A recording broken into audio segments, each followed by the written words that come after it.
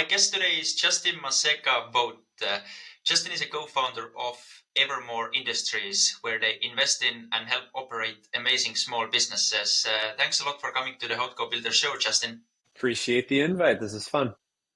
Let's talk a little bit about the early days and the starting of Evermore Industries.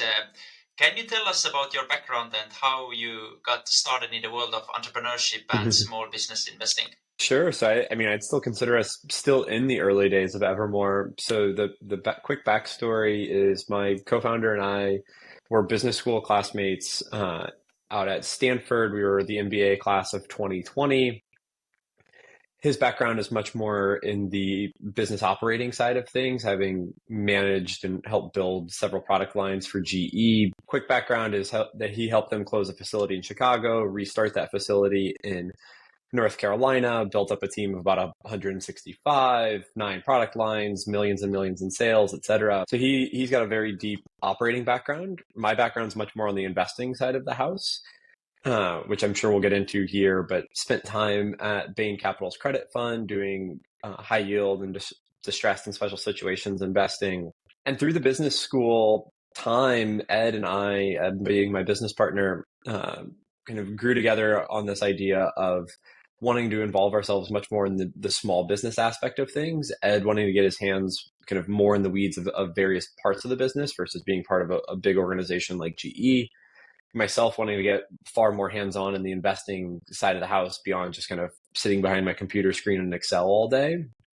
And so we spent really those 2 years getting to know what ideal would look like for us, and eventually formulated, around this idea of what is Evermore, which is this kind of permanent capital vehicle where we have the ability to buy, help operate small businesses for the length of our careers, which is really what we wanted. And so, upon graduation back in 2020, we went out and raised funds for Evermore, sourced acquisition opportunities in 2021, and then eventually closed on our first investment in the early days of 2022. We're about 18 months into that, and we'll get into it, I'm sure, here. Very heavily operationally involved in that business over the last year and a half, which has been kind of right according to plan with our backgrounds. And so still in the early days, but we're off and running now. That's great. Maybe share a little bit about how was the journey and the process with Ed. You having this investing background, he has this operating background. How was the first approach like? Did you approach Ed? Did he approach you? And how was the 2-year journey of did you caught up on week-to-week basis of, okay, this is what we're going to do, or it was more in a relaxed manner that it just happened? How was it? Yeah, I love the language here because it's frankly finding a partner for these types of things isn't terribly dissimilar from dating. And so I'd say we approached it in a fairly similar fashion. Ed and I are both happily married as well, but the kind of partnership discussion is a lot of, how do we work as a team together? It was a lot around, we were in business school at the time, so we had the ability to sit down and have kind of long form discussions. We had the opportunity to explore and meet a lot of new people, but then really report back on kind of, that continued journey of trying to figure out what is it that we really wanted to do. One of the things I love about this kind of, we are a little bit of a crossover between entrepreneurship through acquisition, but also holdco investing, more private equity style. Is the entrepreneurship through acquisition community really gives you a lot of freedom to kind of build what it is that you're trying to solve for. And eventually kind of what we did is, I'd say even far more so than just on a weekly basis, probably closer to daily, it was refining what it was that we wanted to do with our careers, which we really centered around the idea of we wanted to build a career, which is what the long-term nature of the vehicle that we espouse. And then our ability to go be very operationally involved, myself less so in the CEO seat, Ed more so in that true operating fashion. And then we wanted the ability to kind of grow and compound those learnings over decades. And so for us, that kind of that process of coming to it was, going out and talking to hundreds of people. We started the Entrepreneurship Through Acquisition Club at business school. We brought in all of the investors. We had the crossover. I went and had an operating internship in business school and talked to Ed a lot about that, while he went and had an investing internship during school to have that crossover because of our complementary skill sets. And eventually just kind of, put one foot in front of the other, which I think is going to be a theme of this conversation here every day, as to, okay, we've learned this, we've seen this. We like how, Brent Beshore is doing some things at Permanent Equity. We like how Chenmark is doing some things with the Higgins family is doing some things with Chenmark. We like how, X, Y, and Z people, and how do we feel about that? What do we like? What do we not like? How do we want to be more operationally involved or less operationally involved than some people, or more investors, less investors, until we basically iterated to that point. And so it's just lots and lots of hours kind of in a conference room with a whiteboard, out on walks, and then go out and do a few hard things together, go out and work on some big projects, go work on, physical activities, go for a run, go for, run a marathon, do whatever it may be to kind of show what it's like to work with someone when times are, easy. In business school, it's a lot of fun. It's a lot of ability to go kind of try new things, but also like, hey, when things are a little stressful, like how do you work together such that you can kind of understand that partnership dynamic and understand exactly what it is that you're looking to achieve. Did you ever consider having an extra co-founder in the team, or you were right away that, okay, we should just do it together and let's go from there? I think Ed and I both considered doing something similar to this alone. So I'd say probably more likely to thought about it doing solo, but eventually realized that this was, one of those cliched scenarios of 1+1 = more than two, both from a, personality and psychological standpoint of being able to do this with somebody, but also to do it with somebody with a very complementary skill set, very complementary demeanor. Never really expanded the search to a third person, though. I'd say we felt confident in the skill sets that we had. There are obviously others, but we kind of took that point of what are some of the other things that we might want in a group and tried to solve for that more so with investors and what we consider kind of investor advisors, not so much at the co-founder seat. And so we spent a lot of time thinking about, what do we want our investor base to look like to help solve for some of those other skill gaps that we may not be kind of quite so attuned to between ourselves. So I was doing a bit of research, and you're looking for profitable businesses with 10 plus years of operating history. If I can ask, which are the absolute dream businesses for you? Absolute dream businesses are businesses that have been around for a long time, 10 plus years at the minimum. We're big believers in the Lindy effect of, the longer something's been around, the longer it's likely to survive into the future. But then for us, we ultimately kind of drive towards kind of what does that profitability look like? Do we have a sustainable competitive advantage? And then, we're big believers. We're definitely kind of drink at the fountain of the Will Thorndike idea around customer churn. And so we spend a lot of time thinking about what is our ability to win, and then more importantly, retain great customers. Ideally retain and grow, but at a minimum retain those customers such that we're not kind of starting January 1 every year from zero again, but rather have the ability to kind of nurture those relationships. And that comes back to a lot for us around the long-term mindedness of what we're trying to build, which is this idea of, we want those relationships with those customers to compound over many years. And so ideal business for us, just to get kind of a little overly academic and financial at the moment, is, single digit percentage customer churn. We want to see those customers stick around, and we use that as a harbinger for the quality of product and service being delivered to those customers, as well as the resiliency of the business to kind of withstand any sort of exogenous risk that may come its way. So you mentioned many times like truly permanent capital. Yeah. Why did you decide to go towards this strategy instead of typical like a private equity fund? First and foremost is more of a like values exercise for us. Ed and I are very big believers in the power of compounding, and that's obviously believers in the mathematical compounding of capital, but more so believers in the compounding of relationships, time, effort, and trust. And so this idea for us is around we think that there's the ability for these phenomenal businesses kind of we spent a lot of time in business school studying family businesses and the ability for businesses and organizations and cultures to sustain multiple generations. And we're really attracted to that as a like business and operating philosophy. And so we really want to be able to come in, and we think it's kind of the most enduring process to be able to come into a business with employees, with ownership, with management, and say, we plan on being here for 20 plus years. So we're making all of our decisions, with that mindset. This is a goal of we want Evermore to be something that we have the ability to hand down to our children someday.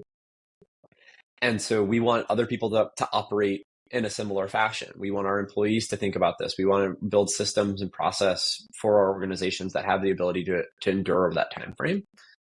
And then secondly, I come from a world where I spend a lot of time working on distressed and special situations investments that were a lot related to kind of short-term mindedness, both from a private equity fund life cycle, but also from a, IRR incentivized group of people that wanted to have the, quick return of capital. And I saw the downsides of that and knew that wasn't how I wanted to operate an investment business or how I wanted to operate a operating business.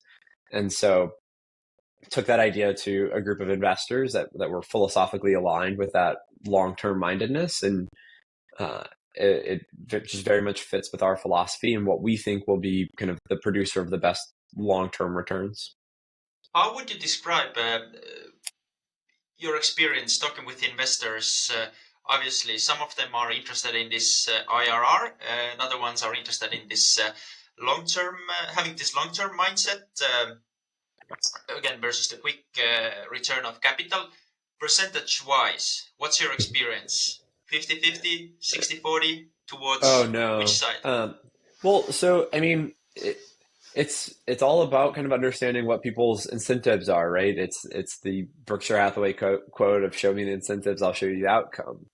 So I'd say it's a much smaller percentage of overall kind of investment dollars out there that have the ability to have this kind of multi-decade time horizon. I have no idea what the percentage would be, but it would be far less than 40%. And so we ended up ultimately raising capital. We didn't raise capital from anybody that has anyone else's capital. And that was primarily to be able to solve for the ability to be exceedingly patient with that capital. So our investor base is effectively exclusively high net worth individuals and family offices, with the idea that they have the ability to be really long-term minded. And so those conversations with those investors, it was a lot about, and we were told no, or that this didn't fit the investing mandate far more often than we were told yes. I'd say that's probably generally the philosophy for most people that are raising capital, is that yeses are few and far between, but nos are easy to come by.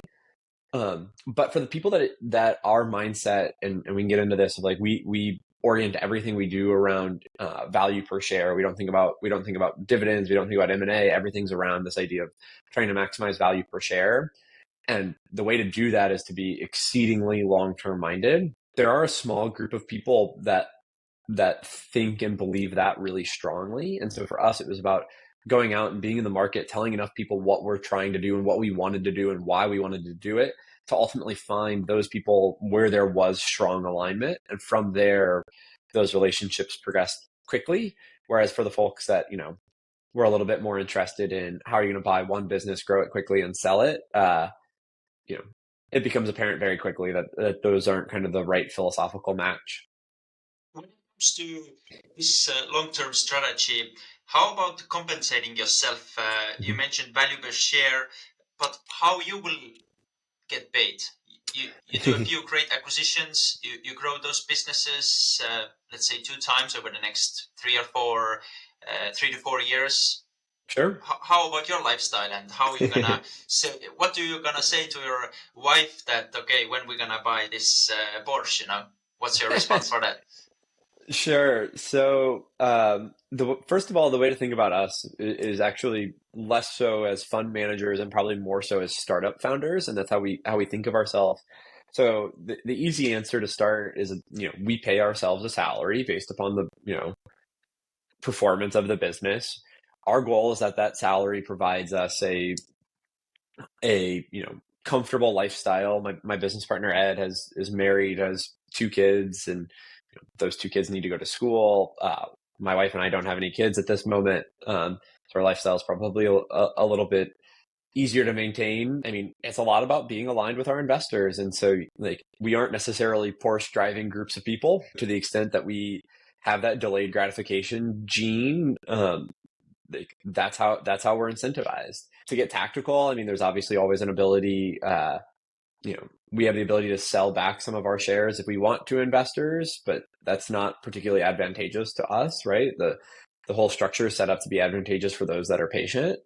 You may be able to borrow against the value that is created at some point, but by and large, it's about we think we should be able to live a lifestyle that is kind of commensurate with what we want to do based upon the salaries that we derive from the business. And to the extent that ourselves or wives or whomever start to say, we want that lifestyle creep, well, that's a difficult conversation to have, and it's something that needs to be managed. But I live in a suburban townhouse outside of Austin, Texas. My business partner lives in a actually similar kind of townhouse outside of Cincinnati, Ohio. Like, we're not necessarily looking to buy Porsches or planes or beach houses anytime soon.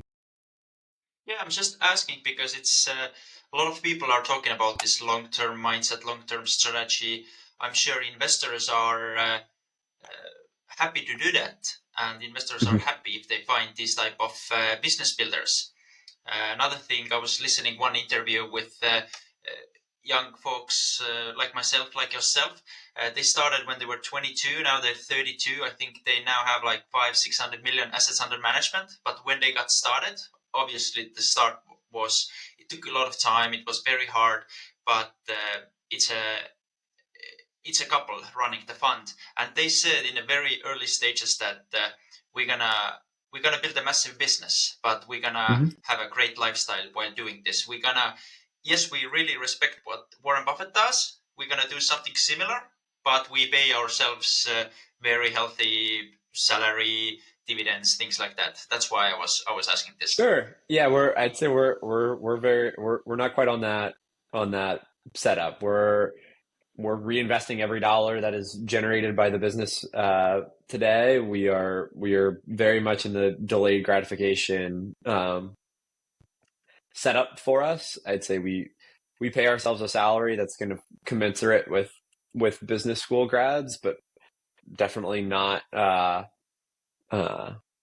affording Porsches or anything particularly fancy. And like, I'd say that's just also generally how we are wired as individuals. Both, like, I grew up in a rural town in Southern Illinois. Ed is from Cincinnati, Ohio, and we're not I don't know, we're not really wired that way. What gives us energy and what gives us joy and what we enjoy working on, like what we would go spend more time doing if we had more time doing it, is spending more time with family and more time working on our business. Like, this is what we really enjoy doing. And so, like, it doesn't, I don't know. I don't get real worked up about at what point will, like, my equity crystallize in my bank account, because even if it did, I'd probably go back and do the exact same thing over again, and work on another business and find another group of people to spend time with and try to build a wonderful culture as a part of.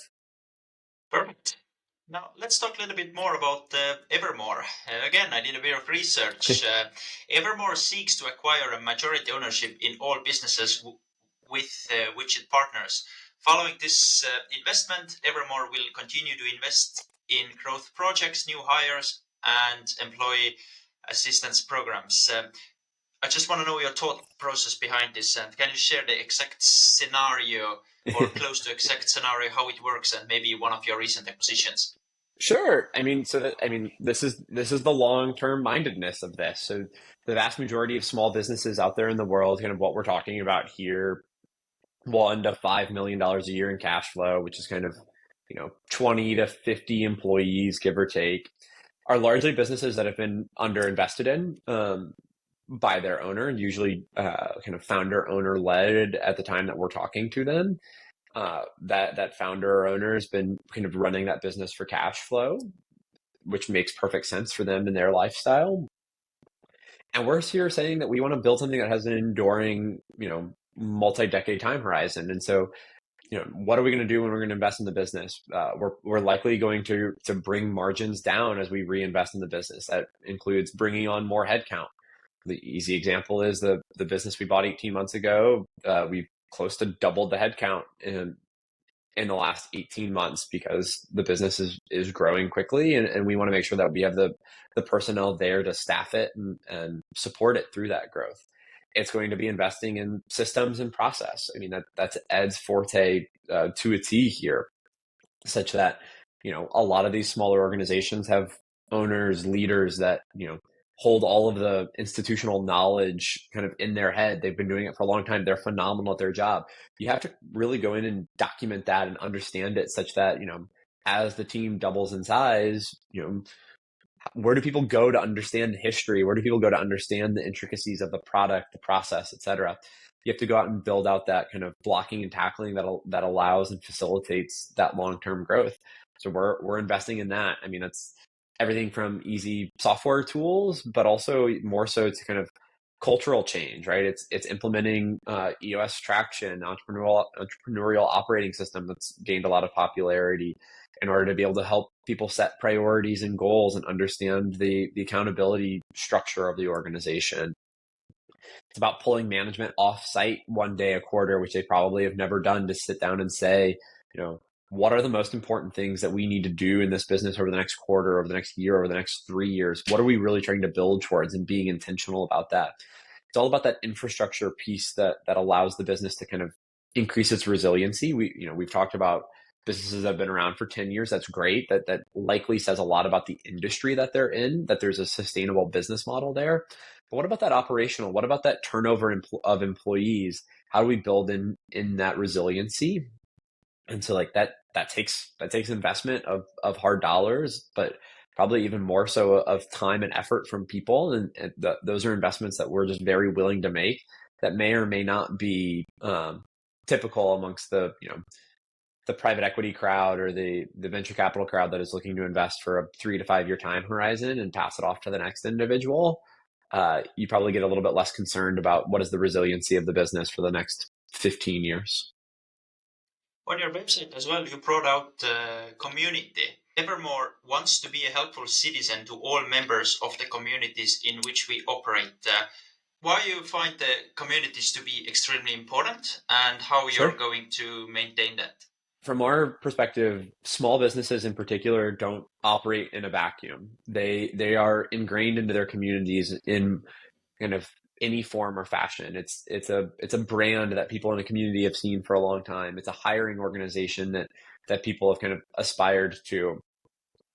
And so we want to maintain that. I think that's part of, the organizations that have had these long track records of success, or businesses that have done everything from support the local, youth little league team, to the organizations that sponsor, events in the community. And ultimately for us, I mean, it's a virtuous cycle of, we want to build an organization, if it's in Cincinnati, Ohio, like where Ed's at, we want to be the premier organization to come work for.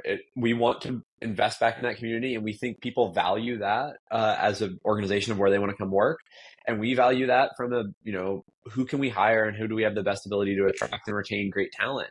So it's a very virtuous cycle to be kind of a strong member of a community. It's a long-term minded, if we invest back in the communities we're a part of, we think we will reap that benefit over time. And so we want our people, we want our businesses, we want our organizations to feel connected to the groups and the communities they're a part of. About your recent acquisition and also about the future next acquisitions, what role does Evermore Industries play in a day-to-day operations in the businesses you're investing in? Sure. So, I mean, easy example is here we bought a business called Avuity 18 months ago. Business makes Internet of Things hardware and software for the commercial office space. That organization had a CEO founder in place. That CEO founder stayed in place after we acquired the business. We helped effectively spin it out of an architecture firm. And then Ed and I jumped in head first. We've spent 90+% of our time over the last 18 months helping that organization grow. Ed very much on the kind of day-to-day operational side of things, managing kind of an implementation, building a support function, et cetera. Myself more so on business development and finance, just kind of splitting duties where we have a little bit of expertise and history. And so for us, it was about building those departments. The business development organization, as an easy example, was one person when we bought the business, handling effectively all portions of business development. It's now 9 or 10 with a new leader in place that we've hired, and is allowing me to take a little bit of a step back from the day-to-day management of that piece of the business. But going out and building out that organization or that piece of the organization has been a big endeavor for me to take on. Same goes for Ed on implementation, starting a support division, adding international capabilities. We're able to take lead on a lot of these projects that the organization probably didn't have the ability to handle before we got there. And we have the ability to kind of take a lot of these projects that require a lot of hustle and grit, but hopefully not a lot of kind of deep industry or deep expertise. We can take those on and be resources for the organizations to help them kind of hit that next level, because they're great strong return investment projects, but maybe there isn't somebody internally that has been tasked or has the expertise to handle those. As I understand, you want to build a portfolio of various different businesses, and I'm sure you are in negotiation phase with multiple different businesses at the same time, and with the next targets, next acquisitions. What have you seen, and based on, again, your own experience, what have been the deal breakers for why some of the deals, why you haven't acquired some companies? Yeah, so I mean, there's really two main buckets the way I think about it. Number one is the financial side of the house, and we've got a very strict scorecard that we adhere to. And so, deal breakers tend to be things like high customer churn, low margins, lower growth, because of the idea that we want to. Wow, I guess when I think about kind of like our investing philosophy, like we're not turnaround specialists. We want to help businesses that are growing and succeeding and kind of accelerate that. And so to the extent that the financial side of the house doesn't kind of line up with our philosophy of providing great customer service, great customer value, seeing that through low customer churn and good margins, we're not really interested. The other side of the house, though, that tends to be a little bit harder to diagnose and a little bit later in the process, is just trust with a seller. To what extent, are we getting into business with and buying something from somebody that we trust and will be proud to kind of say we've worked with in the past? And so, I mean, you hear all sorts of horror stories. We've got them too of kind of the crazy things that sellers do through a process that really just makes us, step back. We have the ability to be exceedingly patient here. We never need to do an acquisition. I am not incentivized to deploy more capital or anything like that.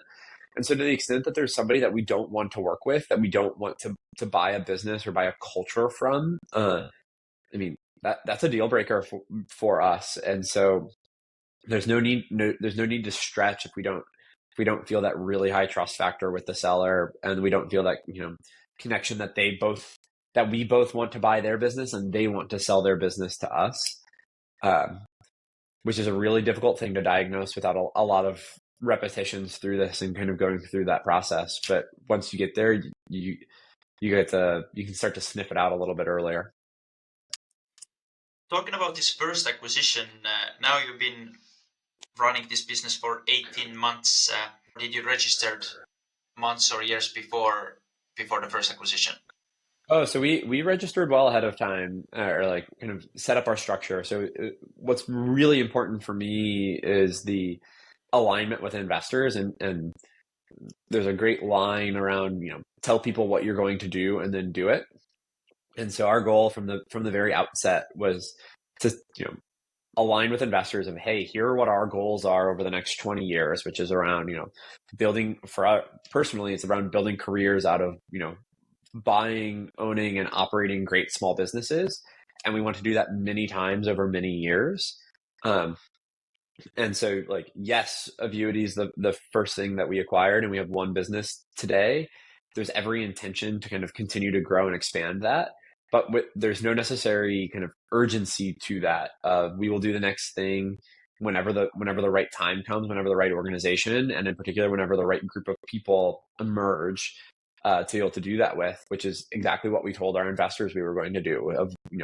We're going to stay exceedingly patient. We're going to sit here and not be forced to do anything that we aren't kind of aligned with how we want to build our careers. And so, yeah, we're 18 months in, and there's always kind of new acquisitions knocking on the door, or kind of around the rim, whatever sports analogy you want to make.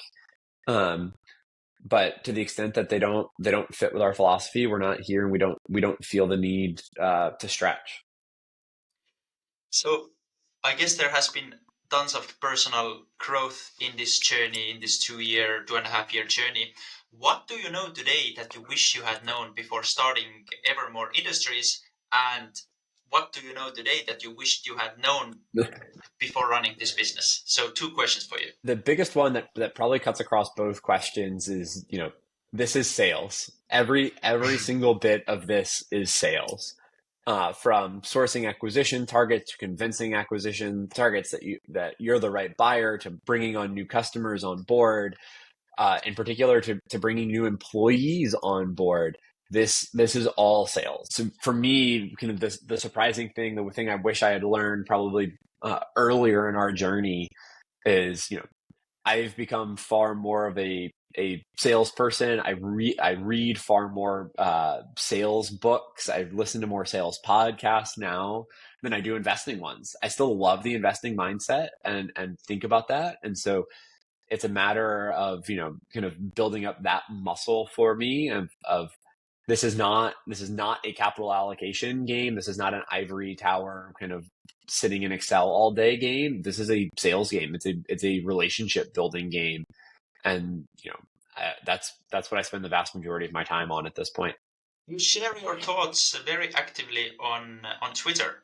Uh, so, in your experience, what are the common misconceptions about small business investing? Because many people suggest investing into 1 million EBITDA plus type businesses and not touching the smaller ones, which is maybe 400 to 600,000 in EBITDA because of the mistakes you can make. You still have a bit of profit left to do X, Y, and Z. What are your thoughts about this? So the biggest issue that I run into, or not issue, the biggest misconception I run into is that uh, entrepreneurs think that this is an investing exercise, and it's not. This is not an ivory tower kind of. My background's in investing. I sat behind a computer all day. We did distressed and high yield investing. It was very academic. It was very kind of intellectual. We thought a lot about what price you pay for something and relative value of this security versus that security. This is a very different world. Yes, you can build margin of safety based upon price for small business acquisitions, but where returns get really interesting, where kind of everybody hopes to go, that result is driven through small business operating. And if you aren't interested in going in and getting your hands really dirty, building the team, building the sales function, building the operating function, then this probably isn't for you. And so I'd say I talk to a lot of folks and see the misconception of, well, I plan on paying, a 3 or a 4x multiple for a small business, and it's going to generate great cash flow returns. And those great cash flow returns only happen if you actually go in there and get your hands dirty and operate the business and generate them yourself. I spend very little time thinking about capital allocation as a kind of academic exercise. For us, it's like, how do we build a team that allows us to sell more of the product that we make, and that'll go quickly into the next acquisition as well. And so, to the extent that you're approaching this as a kind of Excel modeling exercise with a great price and a great return profile, but missing the blocking and tackling that it takes to generate that, there's a large misconception, I believe, in the market around what it is to invest in small businesses, when in reality it's an operating question. Business is all about solving problems and having plenty of different challenges. What are the current and recent challenges you are facing with Evermore Industries and with the first acquisition? So for us, it's everything comes back to team. The biggest challenges we face is how do we build our organization such that we attract the greatest talent possible to that team. So that goes across, how we do our branding, how we do our marketing, how we, represent ourselves to the market, but also how we get out there and find those individuals. How do we reference check? How do we have a pulse on the people in the market that we most want to attract and pull into our organization? And so for us, like everything comes back to kind of, is this decision that we're making going to help us attract the next wave of phenomenal talent? And so, if ultimately the goal is, to buy to buy a business that might have 20 or 40 employees, your likely goal is to grow that organization to 100 or 200 employees over time. And so you have to spend a lot of time and effort thinking about, well, like there's another 150 people that you hope to join this organization over the next 5-10 years at any given point. What are you doing to make it such that you attract the best 150 possible, both with the group that you have today, but also kind of the group that you hope to build? And so like from a challenge perspective, it's all comes back to culture and people. On a week-to-week basis, I'm discussing with my friends. They're also entrepreneurs, and the very common question we have every week is, how do you grow your business? And every time we end up talking about sales and Sure. marketing, branding, all those things. And it's very interesting because talking with a lot of small businesses, mostly on week-to-week basis, looking for acquisition targets, I very often see that those traditional businesses run by a guy in his 50s, 60s, sometimes 70s. He's been doing that for 20, 25 years. And the world has changed. The country where I live is Estonia. The English is not the first language. And these guys, they don't have the website in English. They don't do sales calls. And this is where I see a lot of opportunity when it comes to those businesses, because the services and products they're providing are oftentimes very, very good. So my question for you, how do you grow the business? So sales is absolutely one aspect of that, and we've invested a lot in sales and marketing for our organization, but it's really only one leg of the stool. And if you want to build a large, sustainable organization for multiple decades, uh, you can't build it only on the back of sales. If you've got the world's best sales organization, but you can't operate or deliver the product or service efficiently with high customer service, like sales is a fleeting advantage without the kind of backbone of great product and great operations. And so we think about it a lot. We think about the operational side of the house a whole lot. And to what extent can you kind of free up time and capacity such that you have the ability to go out and sell more. Sales isn't any good if your whole team's 100% busy and doesn't have the capacity to take on additional work. And so there's some constraint in your organization, in any organization, that isn't always sales. Sales can be the constraint, but in small businesses, we actually don't see that as the constraint all that often. We think about it actually more on the operational side. And so for us, right, there's only two ways you can increase capacity through operations. One is make people more efficient, or generate more people, or have more people to do the work. More efficient makes sense. Implement systems and process, give people the assistance that they need to be able to do their job more quickly. But there's a limited effect to that. You can't do that forever. So the second piece tends to come back to, well, how do we build an organization that attracts phenomenal people, right? Because to grow that people aspect, you need to build an organization that pulls them in and makes them want to do this. So that's why we think about that as like a really important leg of the stool for us. It's a cultural standpoint. If you want to be able to do this for 20 plus years, you've got to build a sustainable way to bring in more people into the organization, because there's a limit to how efficient you can make them. And if we do those things well, operate, deliver on the service, back to tell people what you're going to do and then do it. Like the sales aspect will follow with that, but sales is far from the end all be all in our world.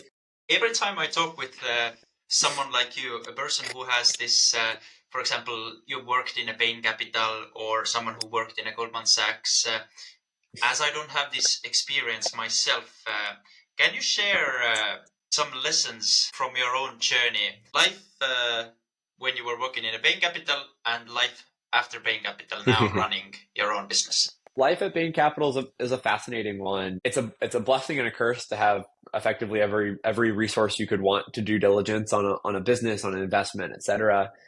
But the biggest piece of that for me and kind of what's important at this point is what I loved about Bain Capital is I was there for 3 years.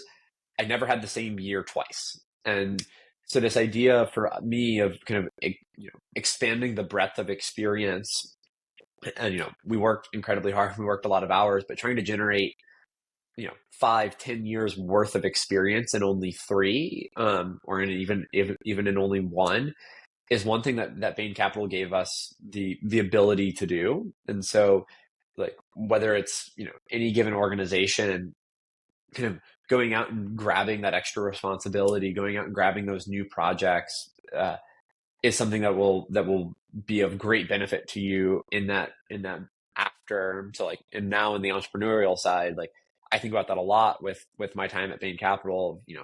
Yeah, there's great experience, but I got to look at a lot of different businesses and build some pattern recognition amongst them. But every investment was different. Every discussion with the management team was different. Every investment we had to go get super hands-on with was very different, such that I can now draw on a lot of different experiences in kind of my more entrepreneurial journey than just kind of doing the same thing over and over again in that time. And so I think about that a lot now with Evermore as well, of how do I make sure I'm never having the same experience twice, or how do I kind of build one thing and then make it a much more sustainable piece of the puzzle for us, beyond just kind of okay, I did this once, I'm going to do it the exact same way again next time. Well, no, we should improve. We should build upon what we did, which I think something an organization like Bain Capital is phenomenal at facilitating for its employees. You said you stayed there for 3 years. How was their reaction, and how was your colleagues' reaction when you said that, guys, I'm gonna leave, I'm gonna start doing it myself, I'm gonna build my own Bain Capital? What was their reaction, and how was the whole process? So I did make one stop at business school. So I left Bain Capital to go to business school, which is a fairly natural next step for people. And I'd say kind of, if you're ever surprising people, like that's a bad thing. So I have this kind of operating philosophy of frustration equals expectations minus reality. And so it's all of our jobs to help manage the expectations of the people around us such that they eventually match reality. What I was always driving towards at Bain Capital was like going and getting more hands-on with the investments we were in. I didn't love the sitting behind a computer screen in a high rise in Boston all day. And so when I decided to go to business school and ultimately decided to do something more entrepreneurial, that was probably a very fitting reaction, or a very fitting next step for a lot of the people I worked with. I don't think it would have surprised a lot of people of what we did and kind of where we're at this point. I'm proud of that. I'm proud of kind of keeping people along in the journey and not trying not to surprise anybody with what the next step is. That's awesome. So I want to talk a little bit about mentors, because I think what you're building, obviously, it has people have done it before, and they've done it very, very well. What about you?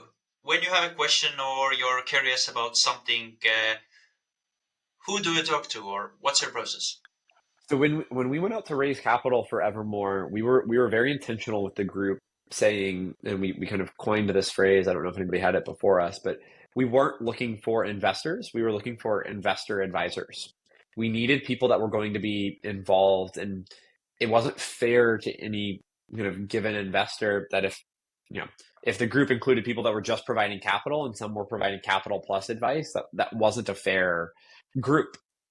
And so we spent a lot of time kind of evaluating, and we ended up actually saying no to a decent amount of capital that would have just been on the investor side of things. And ultimately, what we were looking for was kind of a 2x2 matrix. So on one axis, we had investor versus operator. And then on the other axis, we had kind of, willing to get into the weeds and like long-term pattern recognition. And what we wanted from our investor base, which is ultimately what has become our mentor base, is people that fit in all four of those boxes for us. So an operator that's willing to, do a culture summit or a how to interview summit with our group, but also an operator that, has a really long-term pattern recognition that can tell us, hey, I've seen people in your shoes before. You tend to drastically overweight industry experience. Industry experience isn't as important as like experience with the jobs to be done. Same goes on the investing side of things as well. And so we lean heavily on that group. I mean, Evermore itself has a board that includes some of our investors that we have, a board meeting cadence with, like any great operating business, in our opinion. A little bit weaker ties, but still very formal set of ties with a wider group of people that have been here before, that have kind of operated in various industries and various sizes, but ideally all people that have kind of been in our shoes in some capacity before, and have an understanding of what we're going through at each kind of phase of growth that we hope to achieve. When you think back of building the business, running the business, I want to know one maybe like a success story which you feel extremely proud of. I'm just sharing mine. Recently, we are doing a lot of B2B sales, providing different payment services, installment payments, buy now, pay later.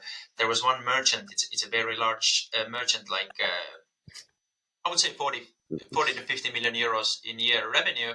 And we wanted to really partner up with them to provide the payment services. And the process, I was following up with the founder for almost like 12 months, even more than that. And one day he randomly picked up the phone and he said that, okay, Mick, you've been very, very consistent. Our current partner pretty much messed up. So here's your chance. We signed the contract. We integrated our services, and now they're our biggest partner, doing a lot of sales. What about you? What is a success story which you're like extremely proud of, and which right away comes to your mind, if you have any? I'm sure you have. Oh, I mean, that's phenomenal. Congratulations on signing up that contract. That's what we're all here for. And I always love a good story where persistence pays, because I think that's one piece of the B2B sales process that a lot of people undervalue. Just be there, be on time, and show up at the door. For us, I'd say one that just came to mind, and it'll fit with the theme of the episode here of around like team and culture and how we think about building for the long term. So we've been looking for a VP of sales for the Avuity business for the last several months. There's an individual that we've been recruiting for a long time that I had known that had kind of helped write that job description. Very much in our industry, has done this before, helped his prior organization grow from a little bit smaller of where Avuity is today to much larger. And so for us, it's kind of similar to your point around persistence, being there,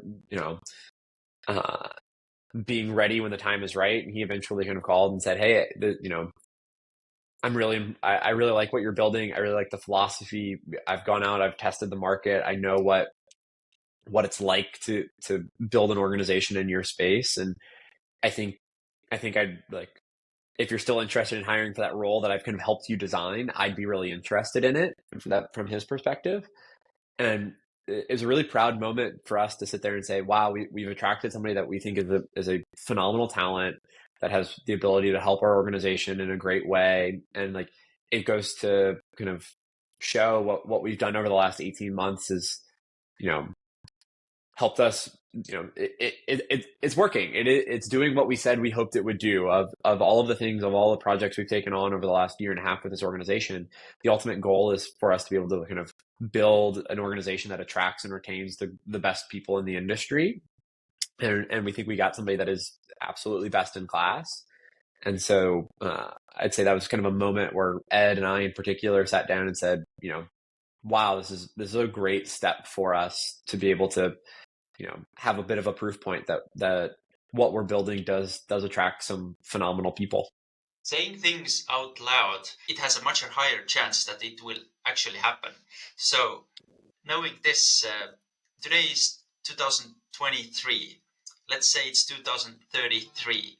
What is the future for Justin and your businesses? Man, if you could give me the answer there, that'd be great. But the way we think about it is back to kind of ultimately what are the roles and responsibilities that we want to have longer term. And so for Evermore, I don't know how many businesses that is. I'm less concerned. I'm less concerned with that. I'm more concerned with like kind of what are the jobs to be done. And so for Ed, that looks like spending a lot more of his time on coaching. So Ed will ultimately be a phenomenal kind of coach for operators of businesses. I'm less concerned with the quantity of those. I'm more concerned with the depth and the ability to get him to that point where he's spending all of his time on that, that that blocking and tackling with great operators. For me, it's a lot around sales. And when I think of sales, I think of selling Evermore and the businesses that we work with to phenomenal new hires and being out in the market and having a really strong, being able to build a brand that this is a phenomenal place to work with, as well as, parlaying that into ideally we can build Evermore itself as, the best home possible for businesses in the industries that we care about, such that owners actively what success looks like for me is if owners sit there and say like my goal or what I would love to do is to be an Evermore business because that means Justin and Ed and team have kind of deemed us as a phenomenal business and I know they've built a reputation that precedes them that they will take care of our employees, that they will take care of our customers. And so I want to be working on kind of ensuring that is happening, um, for all of the organizations and the industries in which we operate. Throughout the poll, you mentioned so many times relationships, importance of people, importance of community. What about Twitter? I mean, you share your thoughts on Twitter. You pretty much build in public. How has it helped you, and how much you think it will help you in the future? Sure. So Twitter's interesting. I have been active on Twitter. I'm conscious of what I share on Twitter. But I'd say kind of two things. One is I'm on Twitter because this community has been phenomenally helpful to me, both on Twitter and off Twitter. And so I do feel a bit of an obligation to kind of share what we're doing and share stories and be somewhat public such that we can help other people that want to pursue this. I think this is a phenomenal career opportunity. I'd say most of my Twitter is kind of entrepreneurship through acquisition facing, small business investing facing. And I want to be able to share that journey such that other people can make better informed decisions about whether this is right or wrong for them. I don't want to make it such that this is right for everybody, but I do want to make sure that people can make better informed decisions. And I feel an obligation to do that. And I just love that. It's a fun piece of my day to be able to share that with people. And then number two is that like I'm a very strong believer in the strength of weak ties. And so being able to be out there and be public and tell people what we're working on and have a bit of a brand as a helpful organization, a helpful group of people is really important to me because I think that's where, phenomenal things can happen. And so whether it be, somebody being able to reach out to me and I can tweet about a job that somebody's looking to have, or, somebody sees that what we're trying to build and we've helped build a reputation as a good place to work. If Twitter can help kind of amplify that megaphone for us that allows more people to understand what we're doing and see that this is possible and share it, like that's only a good thing in my opinion. I will continue to be active on Twitter, continue to be active in sharing what we're working on, um, to the extent that it hopefully helps people and helps us meet more new and interesting people that we can have more win-win relationships with. Like I'd be thrilled. It has helped me a lot. I've been reading your stuff, and I'm sure there are hundreds of, if not thousands, of entrepreneurs who really enjoy what you do. Justin, it's been again very awesome. So let's wrap up with the famous five. How old are you? I'm 30. Favorite book? The Outsiders. If we're doing business book, The Outsiders by Will Thorndike. It's one that I go back to at least once a year and go to reread. Will's been a wonderful mentor to us. We've taken a lot of lessons from what he's built with Housatonic, and the book is a phenomenal kind of business builder book. I will also add on the kind of less business side, but still kind of practical and tactical side. There's a book called Made to Stick by Chip and Dan Heath. They're two professors at Harvard and Stanford, all about your ability to tell stories and kind of create messages that last with people.